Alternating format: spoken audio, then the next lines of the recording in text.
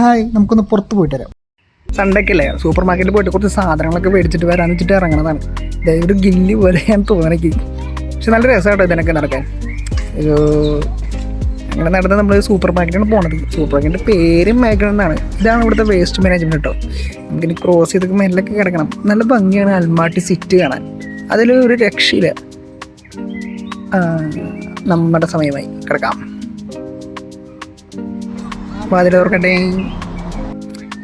ഇതാണ് magnum super market. അത്യാവശ്യം വലുപ്പം കഴിഞ്ഞിട്ടോ. ഡോർ കണ്ടിട്ട് നിങ്ങൾ നോക്കൊന്നും വേണ്ട.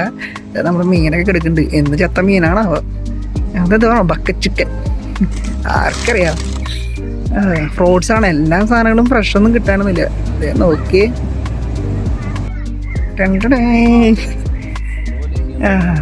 മീൻ നല്ല വെട്ടി ഫ്രഷ് ആക്കിയിട്ട് ഫ്രൂട്ട്സ് ചെയ്ത് വെച്ചിട്ടുണ്ട്. ഇത് നല്ല പിടയ്ക്കണ മീൻ.